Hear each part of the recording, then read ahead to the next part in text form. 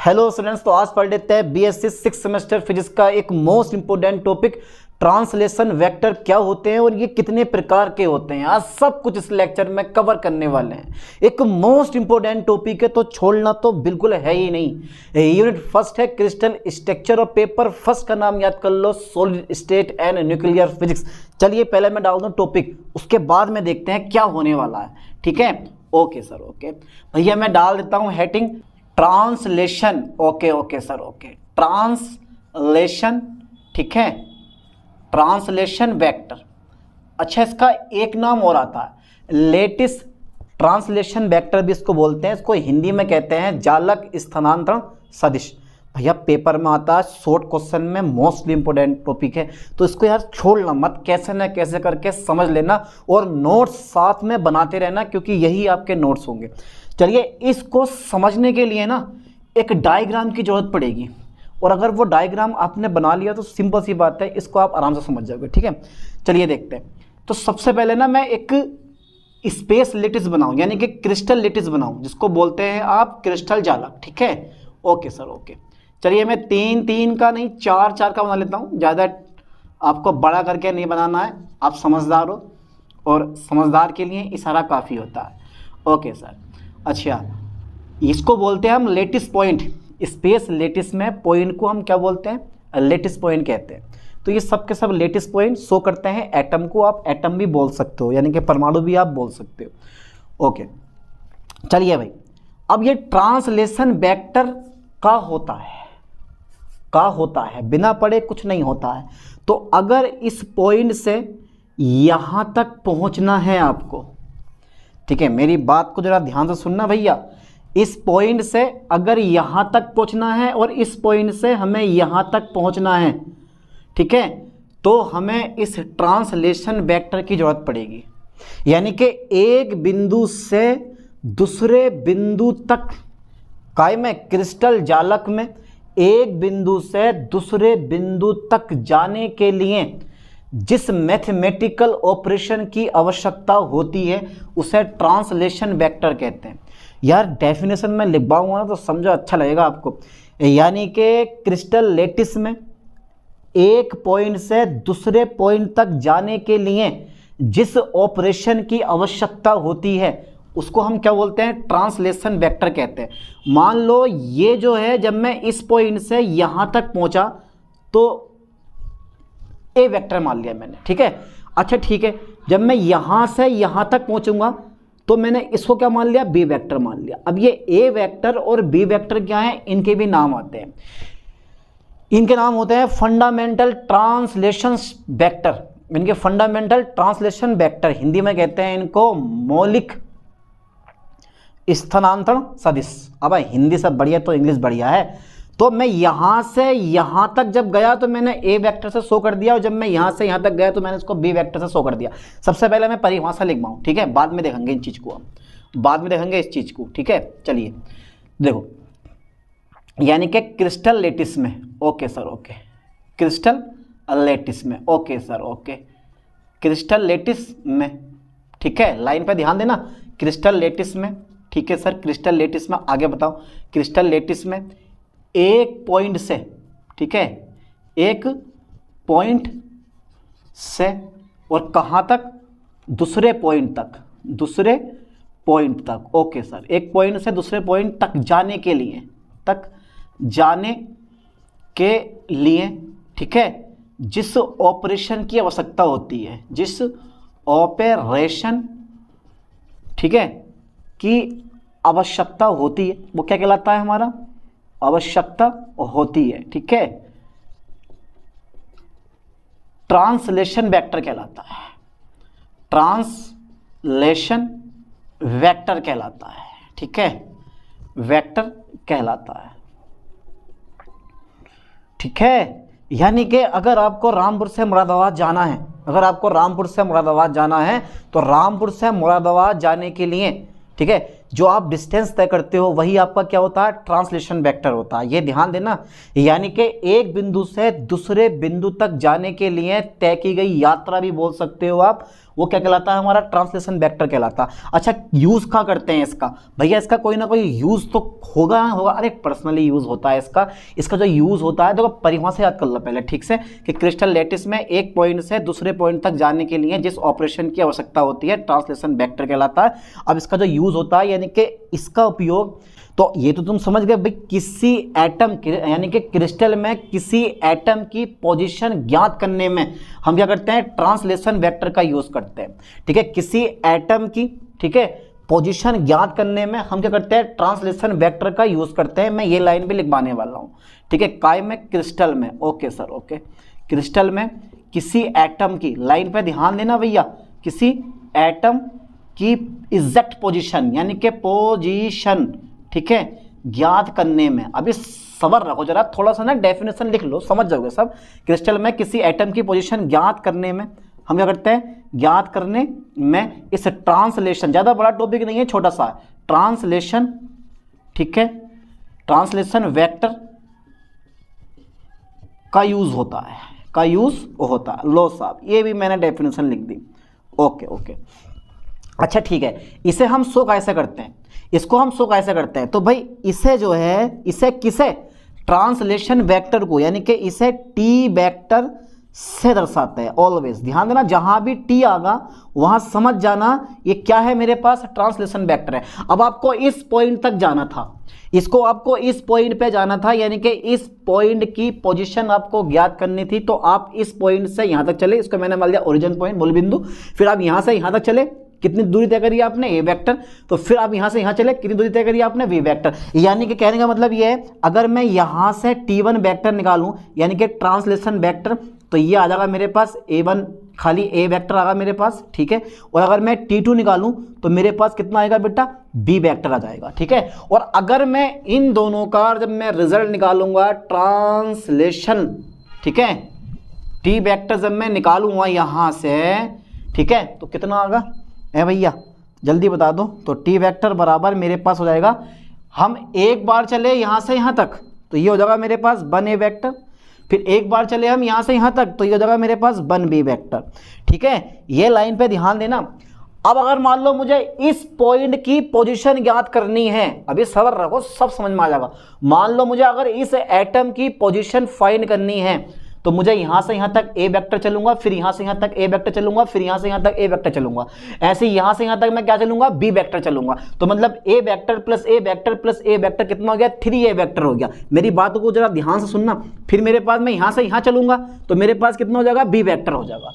यानी कि 3, अगर मुझे इस वाले पॉइंट की पोजीशन, यानी कि अगर मुझे इस एटम की पोजीशन फाइंड करनी है तो A vector plus A vector plus A vector, B vector plus B vector, यानी कि ये हो जाएगा मेरे पास 2B वेक्टर। यानी कि 3 और 2 की जगह आप कोई भी इंटीजर ले सकते हो, समझ में आया। यानी कि जर्नल फॉर्म, ठीक है, ये ध्यान देना बेटा, ये बहुत है जर्नल फॉर्म, ठीक है, जर्नल फॉर्म। तो जर्नल फॉर्म क्या आती है वो भी हम चेक कर लेते हैं। अब जर्नल फॉर्म में क्या होने वाला है वो भी हम देखते हैं। तो टी वेक्टर मेरे पास अमर रहेगा, ठीक है, और यहाँ आ जाएगा N1A वेक्टर और भैया N2B वेक्टर, ठीक है, N2B vector. Okay sir, okay यार, बहुत इजी पॉइंट है ये वाला, ये सबसे सिंपल सा पॉइंट लगता है मुझे, इससे इजी पॉइंट कहीं नहीं मिलेगा। बता दो जहाँ पर N1 क्या है, यहाँ पर N1 क्या है, N1 तथा N2 जो होते हैं ना वो मेरे पास इंटीजर है, ठीक है, इंटीजर मतलब पूर्णांक होते हैं। Okay sir, okay. अच्छा, ए वेक्टर और बी वेक्टर क्या है भाई, ये ए वेक्टर बी वेक्टर ये दोनों के दोनों क्या है, इसको बोलते हैं हम fundamental, fundamental, okay sir, fundamental, fundamental translation vector, ठीक है, फंडामेंटल ट्रांसलेशन वेक्टर। ओके भाई, ट्रांसलेशन वेक्टर, ठीक है। अब N1 N2 कोई भी इंटीजर हो सकता है, 1 2 3 4 5 डॉट डॉट डॉट डॉट। तो A vector and B vector ये दोनों के दोनों क्या है मेरे दोस्तों, ये है फंडामेंटल ट्रांसलेशन वेक्टर। इनका पर्सनल नाम होता है, नाम याद कर लो, ठीक है, समझ में आया। इस पॉइंट की पोजीशन आप निकाल सकते हो, इस पॉइंट की पोजीशन आप निकाल सकते हो, तभी तो बोला गया ट्रांसलेशन वेक्टर कहाँ यूज होते हैं, क्रिस्टल में किसी एटम की पोजीशन ज्ञात करने में ट्रांसलेशन वेक्टर का यूज होता है। तो 2 परिभाषा मैंने लिखवाई है दमदार तरीके से। अच्छा, ये किसके लिए है, ये केवल किसके लिए है, 2D के लिए है। ये क्या मेरे पास 2D के लिए, ध्यान देना, ये बेटा मेरे पास 2 डायमेंशन है, जब 2 डायमेंशन क्रिस्टल होगा, ठीक है। तो ये जो मैंने निकाला है ये सब कुछ डेटा ये कितना है, 2D के लिए। आप चाह रहे हो तो यहाँ लिख सकते हो 4 2D, ठीक है, यहाँ लिख लेना 4 2D। ओके ओके ओके, यहाँ लिख लो बेटा 4 2D, ठीक है, ये लाइन पे ध्यान देना 4 2D। अच्छा मैं 3D के इसका पहला नंबर कर लेना 4 2D। अब अगर मैं चाहूँ तो यहाँ से 3D के लिए निकलवा दूँ, डर तो नहीं लगेगा? पहले जरा इसका स्क्रीनशॉट ले लो फास्टली। अब मैं 3D के लिए करवा रहा हूँ, ठीक है, कर लो जरा, हो गया, ठीक है, हटा दें इसको, हटा दो सर, और क्या है, इजी पॉइंट है, इजी है ना? अरे लग रहा है इजी है, अरे बहुत इजी होता है, कुछ नहीं होता इनमें यार, किताब सब बहुत डिफिकल्ट लगते हैं, रियलिटी में कुछ नहीं होता। अच्छा मैं 3D में लेता हूँ, 3D को समझना जरा आप, ठीक है, 3D में एक डायमेंशन हो जाती है, इसमें तो दो डायमेंशन थी, एक डायमेंशन और ले लो 3D में। अब कैसे लोगे वो भी हम देखते हैं, पहले स्ट्रक्चर बनाने का तरीका देख लो 3D। इसमें यार है बहुत छोटा, लेकिन डायग्राम बहुत हैं इसमें, ठीक है, टॉपिक छोटा सा है पर डायग्राम बहुत है खतरनाक डायग्राम भी। ये बना मेरे पास, बना लिया मैंने, कोई दिक्कत तो नहीं है? चलिए आगे देखते हैं। भाई यहाँ तक कोई दिक्कत नहीं थी सर, यहाँ तक, अरे यार दिक्कत है, दिक्कत ही दिक्कत है, अरे भाई दिक्कत ही दिक्कत है, इसको मैंने इरेज कर दिया, ठीक है। पहले मैंने एक डिब्बा बनाया, कभी हम जब छोटे छोटे थे तो यार ये डिब्बा बनाना सीखते थे कि यार ये डिब्बा कैसे बनता है, ठीक है, और कुछ आज भी ऐसे होंगे जिनसे ये डिब्बा बनाना बड़ी मुश्किल से आता होगा। अच्छा कुछ है आप लोगों में से होंगे भाई, चलो आगे बना ले रहे हैं, इसको भी डेटा को भी आगे मैं कर दे रहा हूँ भाई, इसको मैं आगे बढ़ाता हूँ। एक डिब्बे के पास में मैंने 2 डिब्बा रख दिया, ठीक है, सबर रखो जरा, बताता हूँ अभी क्या बना रहे हैं। मन में विचार आ रहा होगा सर क्या बना रहे हैं, लेकिन बोल नहीं पाओगे, दूर हो तो हैं भाई, ऑफलाइन होते तो पूछ लेते पक्का। चलिए यहाँ पर लेटेस्ट पॉइंट बनाओ, ठीक है, यहाँ पर क्या है मेरे पास, लेटेस्ट पॉइंट है, समझ में आया? ये क्या है मेरे पास, सबके सब लेटेस्ट पॉइंट है, ओके, इसको मैं ओरिजिन पॉइंट मानूंगा, ठीक है। अच्छा यहाँ से यहाँ तक की पोजीशन ए वेक्टर शो करेगा, ट्रांसलेशन वेक्टर होता है ये भी, ठीक है, ओके ओके ओके। अच्छा ठीक है, मैंने इसको ए माना, भाई इसको मैंने कितना मान लिया, चलो मैं इस वाले पॉइंट को मान लेता हूँ, देखते हैं, ये तो मर्जी है आपकी। इसको मैंने बी वेक्टर मान लिया, ठीक है भैया। फिर इसको मैंने कितना मान लिया, इसको मैंने कितना मान लिया, इसको भी, क्योंकि जितनी भी लाइन है ना ये वाली छेदी रेखा ये सब ए वेक्टर होंगे, इसको भी ए वेक्टर है, ठीक है। फिर ये होगा हमारा कौन सा, सी वेक्टर, एक डायमेंशन हो रहा है भाई, यानी कि A B and C, A B and C, ये ध्यान देना, क्योंकि 3 डायमेंशन स्ट्रक्चर में 3 बीमारी होंगी, एक तो ए वेक्टर होगा, बी वेक्टर होगा, एक कौन सा होगा, सी वेक्टर होगा। तो पहले देखो मुझे इस वाले पॉइंट की पोजीशन फाइंड करनी है, ज्ञात करनी है, तो मैं कैसे करूंगा, देखो इसके लिए मेरे पास जो ट्रांजिशन वेक्टर आ गया, यानी कि लिख दियो सेकंड नंबर, इसका ध्यान आ गया, मैं भूल जाता वरना अब तक, 4 3D, ठीक है। चलो 3 डायमेंशन के लिए देखते हैं, 4 3D crystal, okay sir, okay. देखो आप जब भी आप ट्रांसलेशन वेक्टर फाइंड करोगे, ठीक है, बराबर देखो यहाँ से यहाँ तक चले आप कितना, ए वेक्टर चले आप, ठीक है, फिर यहाँ से यहाँ चले आप कितना, बी वेक्टर चले आप, ठीक है, फिर यहाँ से चले तुम ए वेक्टर, तो कितना हो गया हमारा, 2 वेक्टर हो गया, फिर यहाँ से यहाँ तक आ गया कितना आप, सी वेक्टर हो गया, ठीक है, ये मेरे पास सी वेक्टर। यानी कि कहने का मतलब ये है कि अगर मैं जर्नल फॉर्म में लूँ, ठीक है, जर्नल फॉर्म में लूँ, तो जर्नल फॉर्म में क्या आएगा मेरे दोस्तों, ये आ जाएगा तुम्हारे पास T vector equal to n1 A vector plus n2 B vector plus, ठीक है, n3 C vector, n3 C vector, ठीक है। ये हमारा डेटा बन के तैयार हो जाएगा, क्योंकि इसमें एक डायरेक्शन और ऐड हो जाती है। अब यार n1 n2 यहाँ पे लिख दो, जहाँ n1 n2 क्या चीज़ है, जहाँ पर n1 n2 n3 बराबर क्या तुम्हारे पास, ये n1 n2 n3 ये इंटीजर होते हैं, ठीक है, यानी कि पूर्णांक होते हैं। अच्छा और सर यहाँ पे मेरे पास सर मुझे एक वेक्टर ए देखने मिला, एक बी देखने मिला, एक सी देखने मिला, सर इनका भी कोई पर्सनल नाम है, हाँ है, क्या है ये, फंडामेंटल, ये मैंने पीछे लिखवा दिया तुम्हें, फंडा यानी कि फंडामेंटल, ठीक है, translation vector, fundamental translation vector, ये खासियत है इनके अंदर, ठीक है, ओके हो गया था ना। तो ये 3D के लिए आ गया, 3D में एक ए बी सी तीनों में, यानी कि A vector, B vector and C vector 3 fundamental vector होते हैं, ठीक है, और 2D में 2 होंगे। चलिए तो 3D स्ट्रक्चर बना ली। अब किसी भी एटम की क्रिस्टल लेटिस में किसी भी एटम की पोजीशन आप आसानी से ज्ञात कर सकते हो। n1 बताता है कि आप कितना चले हो, यानी कि ए वेक्टर 2 3 4 5 बार चले हो। अब बी N2 बताता है कि बी पे कितना चले हो आप, ऐसे सी पे कितना चले हो आप। ये सब चीज़ें हमारे नॉर्मली आ जाती हैं, कर लोगे ना चीज़ को। ओके ओके हो गया, चलो छोड़ते हैं चीज़ को, आगे देखते हैं। तो ध्यान देना, A vector B vector C vector fundamental translation vector होते हैं ये, है ना। Okay okay okay. अच्छा एक फॉर्मूला और है, ये नोट करके लिखना है तुम्हें, ठीक है। ये बहुत काम की चीज़ है यार, ये बहुत काम की चीज़ है, क्योंकि इसी से आगे वाला सारा डेटा होगा। R vector dash R vector plus के टी वेक्टर। अब देखते हैं ये क्या क्या चीज़ें हैं। देखो मैं एक स्ट्रक्चर बनाता हूँ छोटी सी, नन्हे मुन्ने बच्चों वाली, ठीक है। 4 लेके मैं यहाँ पे ये, और मैं आपको 4 लेके अचार खिलाऊंगा आज, ठीक है। 4 पॉइंट लेके, और मैं अचार कैसे खिलाता हूँ वो आप देखना। 3 नन्हे देखें इस पॉइंट से चल के, चलो एक और ले लो यार, ठीक है। चलो ये आ गया मेरे पास डेटा, ओके ओके, खुश, अरे यार खुश। अब देखो, अब आर वेक्टर क्या है, यानी कि आर डैश वेक्टर क्या है, आर वेक्टर क्या है, और टी वेक्टर क्या है, ठीक है। चलो वो भी हम देख लेते हैं। तो टी से तो देखो ये पॉइंट है मेरे पास, है ना। मान लो मुझे यहाँ से इस पॉइंट की पोजीशन फाइंड करनी है, इस वाले पॉइंट की। तो ध्यान से देखना, मैं अब ए वेक्टर बी वेक्टर पे नहीं जा रहा हूँ, मैं डायरेक्टली क्या करूँगा, ए यहाँ से यहाँ को चल रहा हूँ मैं, ये चला, ठीक है। मैं यहाँ से यहाँ को चला, ये चला, फिर मैं यहाँ से यहाँ को चला, ये चला। अब फंस गए भैया आप, अब फंस गए आप। तो ये जो पॉइंट है ना मेरे पास, मेरी बात पे ज़रा ध्यान देना भाई। ये वाला जो पॉइंट है, ये मैं आर मान लूँगा, ये मैं कितना मानूंगा, आर डैश मानूंगा, और ये मेरे पास ट्रांजिशन यानी कि ट्रांसलेशन वेक्टर आ जाएगा, ठीक है। अब आर डैश आप ये भी लिख सकते हो, आर आप ये लिख सकते हो, और टी को आप ये लिख सकते हो। ये ध्यान देना आपसे करके, क्या है ये क्रिस्टल लेटिस है, और ये मैंने कल पढ़ाया था आपको क्रिस्टल लेटिस क्या होता है, ठीक है सर। अब देखो यहाँ पर जो आर है, आर जो होती है यानी कि जो आर डैश है, ये क्या है, जहां आप पहुंचना चाहते हो।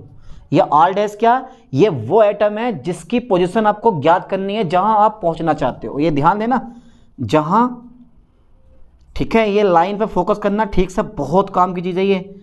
जहां आप पहुंचना चाहते हो, जहां आप पहुंचना चाहते हो, ठीक है सर, जहां आप पहुंचना चाहते हो, ठीक है। और ये क्या है, आर वेक्टर क्या है, जहां आप हो, यहां आप हो, यहां आप हो, और यहां आप पहुंचना चाहते हो, ठीक है। जहां आप हो, ठीक है, जहां आप हो, बहुत सिंपल सा पॉइंट है, जहां आप हो। अच्छा टी वेक्टर क्या है, ये टी वेक्टर मैंने बोल दिया, आप यहां तक तो पहुंचे, पर कैसे पहुंचे, कि आर से आर वेक्टर तक कैसे पहुंचे भैया, बहुत खतरनाक चीज है। तो वो बताता है आपको ट्रांसलेशन वेक्टर, कि आर से आर डैश वेक्टर, यानी कि आर से आर डैश तक, ठीक है, तक कैसे पहुंचे, कैसे पहुंचे, ठीक है। आर से आर डैश तक कैसे पहुंचे, तो ये बताता है हमें ट्रांसलेशन वेक्टर, ठीक है। मेरी बातों को जरा ध्यान से सुनना से करके, ठीक है।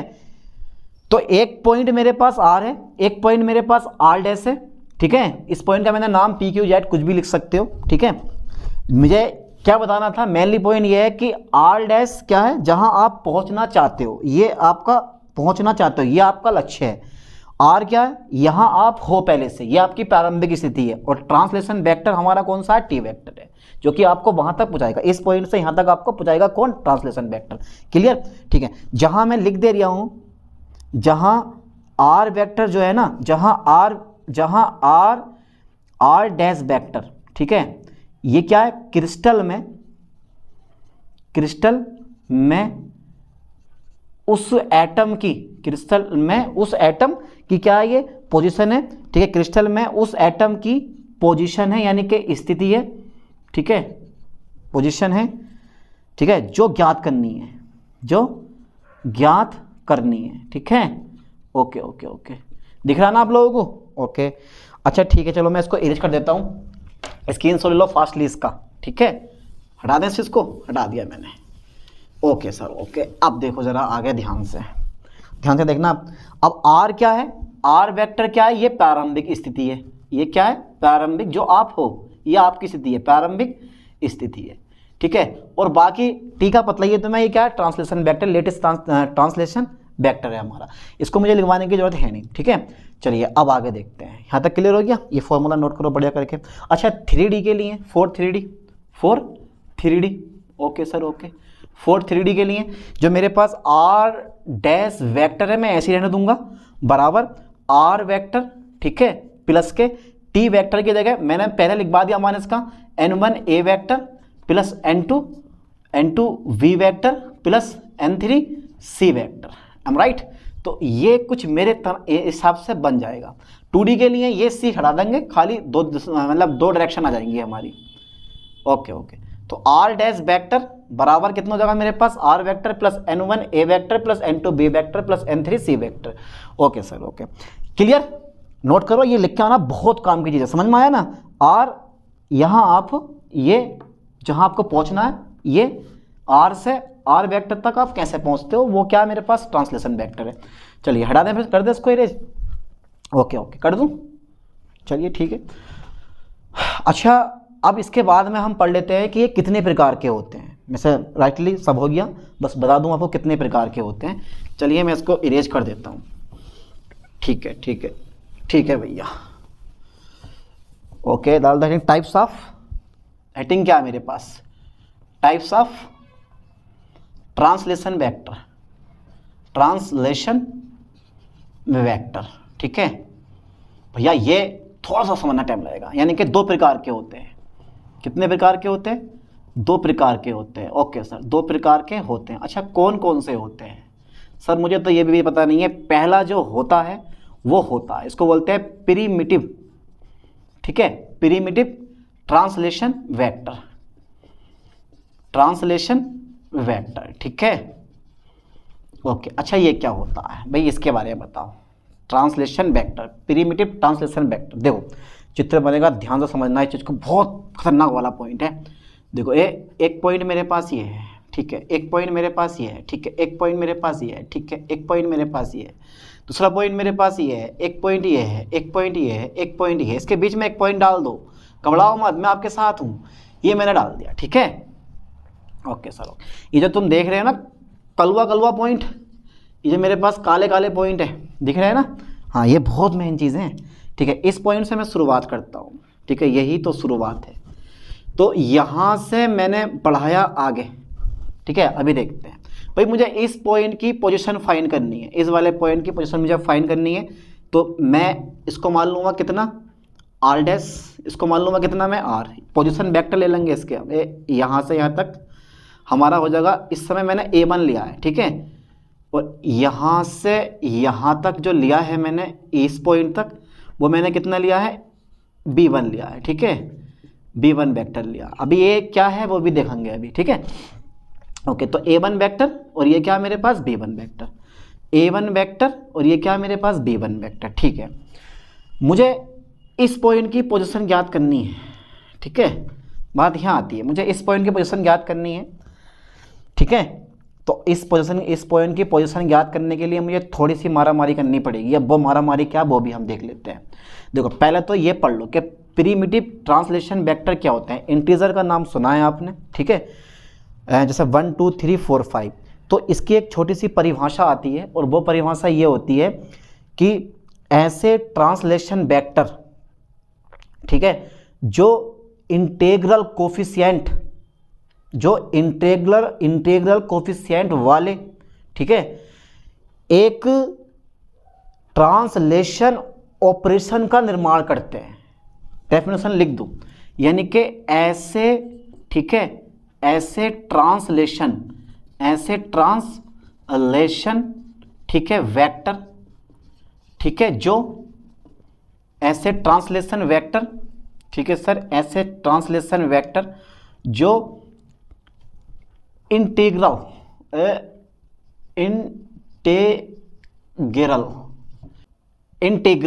ऐसे ट्रांसलेशन वेक्टर जो इंटीग्रल कोफिशिएंट, ठीक है, जो इंटीग्रल कोफिशिएंट वाले, ठीक है, एक ट्रांसलेशन, ठीक है, ध्यान देना, एक ट्रांसलेशन ऑपरेशन का निर्माण करते हैं, ऑपरेशन का क्या करते हैं, ये निर्माण करते हैं, ठीक है, निर्माण करते हैं। क्या कहलाता है हमारे, प्रिमिटिव, ठीक है, प्रिमिटिव ट्रांसलेशन वेक्टर कहलाते हैं, वेक्टर कहलाते हैं। अरे बड़ा इजी है, अभी समझ में आ जाएगी परिभाषा, कहलाते हैं। यानी इसको हिंदी में बोल सकते हो ऐसे ट्रांसलेशन वेक्टर जो समाकलन गुणांक वाले एक ट्रांसलेशन ऑपरेशन का निर्माण करते हैं, प्रिमिटिव ट्रांसलेशन वेक्टर कहलाते हैं। समाकलन गुणांक मतलब 1 2 3 4 5 डॉट डॉट डॉट। समझ में आया? अब देखते हैं कैसा होगा, कैसा होगा। तो भैया हमारा एक फॉर्मूला यूज होता है, आर डैश वेक्टर बराबर हो गया हमारा कितना, आर वेक्टर प्लस के एक फॉर्मूला और है हमारा कितना, टी वेक्टर, ठीक है, आर डैश वेक्टर बराबर R vector plus T vector. अब बात यह आती है कि मुझे कहाँ पहुँचना है, मेरी पोजीशन यहाँ पे, क्योंकि आर वेक्टर का मान मुझे पता है, मुझे यहाँ से यहाँ तक पहुँचना, तो मैं इस आर वेक्टर में क्या कर दूंगा, b1 जोड़ दूंगा। a1 से हमें नहीं बोलना है कुछ भी, तो हम यहाँ से यहाँ पहुँच जाएंगे। चलिए देखते हैं इस चीज़ को भी। तो ये आ जाएगा मेरे पास आर डैश वेक्टर बराबर आर वेक्टर प्लस, देखो a1 तो मुझे जोड़ना नहीं है तो 0 हो जाएगा, ये तो a1 वेक्टर प्लस के मेरे पास कितना हो जाएगा भाई, बस मुझे यहाँ से यहाँ पहुँचना, तो b1 वेक्टर में इसमें ऐड कर दूंगा, वो भी 1 b1 वेक्टर। तो ये मेरे पास क्या आ गया इस समय, यह है प्रिमिटिव ट्रांसलेशन वेक्टर, ठीक है, प्रिमिटिव ट्रांसलेशन वेक्टर मेरे पास ये बनके तैयार हो गया। अब ये क्या है, इंटीग्रल मतलब इंटीजर 1 2 3 4 5, ठीक है, इसी में ही है ये। चलो आप देखते हैं आगे को। अच्छा, इसके बाद एक टॉपिक और आता है सेकंड नंबर में, और सेकंड पॉइंट मेरे पास कौन सा, नॉन प्रिमिटिव, यानी कि non primitive, okay sir, primitive, non primitive translation vector, non primitive translation vector. अब ये क्या होता है, बस कुछ नहीं करना है, ऐसे ट्रांसलेशन वेक्टर जो नॉन इंटीग्रल कोफिशिएंट, जैसे भिन्नात्मक 1/2 3/2 5/3 की फॉर्म में, यानी कि पूर्णांक नहीं होंगे, इंटीजर नहीं होंगे। तो मैं लिख दे रहा हूँ यहाँ परिभाषा इसकी, उसके बाद में देख लेंगे कि ऐसे ट्रांसलेशन वेक्टर, ठीक है सर, ऐसे ट्रांसलेशन वेक्टर, ठीक है, जो नॉन, ठीक है, नॉन इंटीग्रल, ठीक है, ऐसे ट्रांसलेशन वेक्टर जो नॉन इंटीग्रल, ठीक है, कोफिशिएंट वाले एक, ठीक है, एक ट्रांसलेशन ऑपरेशन का निर्माण करते हैं, ऑपरेशन का निर्माण करते हैं, क्या कहलाता है हमारे, निर्माण करते हैं, ठीक है सर, क्या कहलाता है हमारे, नॉन प्रिमिटिव ट्रांसलेशन वेक्टर कहलाते हैं, ट्रांसलेशन वेक्टर कहलाते हैं। छोटी सी परिभाषा है, आराम से आप कवर कर लोगे, ठीक है, हो गया। अब भैया हमें A2 और लेना है, A2 वेक्टर, और फिर हमें इसको मान लेना है B2 वेक्टर। इसको मैंने क्या मान लिया, B2 वेक्टर। पहला जरा स्क्रीनशॉट ले लो उसका, फास्टली ले लिया होगा, ठीक है, हटा दें इसको, हटा दिया। चलिए इसको मैं हटाता हूँ, बिल्कुल शुद्ध हिंदी है, आराम से कवर कर लोगे, ज़्यादा दिक्कत वाली बात नहीं है, इतनी तो इंग्लिश चली जाएगी, ठीक है। इसका जरा स्क्रीनशॉट लेना, मैंने रेज कर दिया थोड़ा सा। अब देखो मेन फॉर्मूला अपना यही वाला रहेगा, आर डैश वेक्टर बराबर कितना है मेरे पास, आर वेक्टर प्लस के टी वेक्टर, ठीक है। चलिए देखते हैं, आर वेक्टर का मान तो हमें पता है, लेकिन अभी देखो करना क्या, मुझे इससे ना आगे बढ़ना थोड़ा सा, क्योंकि मैंने A2 लिया है, तो यहाँ से यहाँ बढ़ूंगा तो ये आधा हो जाएगा, आधा मतलब ये वाली जो डिस्टेंस है ना, इसको मैंने लिख दिया आर, तो ये हो जाएगी A2 1/2 A2 हो जाएगी, ठीक है, यहाँ से यहाँ तक की। ऐसी यहाँ से यहाँ तक की पूरी कितनी है, ये B2 वेक्टर है, तो ये आधी कितनी हो जाएगी, तो ये आधी मतलब 1/2, ये हो जाएगा मेरे पास B2 वेक्टर, ठीक है। यानी कि अब जो मेरे पास डेटा आगा, यानी कि इसको मैंने आर डैश वेक्टर ऐसे लिखा है, आर वेक्टर में ऐसे लिखूंगा, तो टी वेक्टर मेरे पास कितना आ जाएगा, यानी कि हाफ A2 वेक्टर, ठीक है, हाफ A2 वेक्टर प्लस मेरे पास कितना आ जाएगा, हाफ B2 वेक्टर, ठीक है। और ये मेरे पास क्या आ गया भैया, ये मेरे पास आ गया नॉन, ठीक है, नॉन प्रिमिटिव ट्रांसलेशन वेक्टर, ठीक है।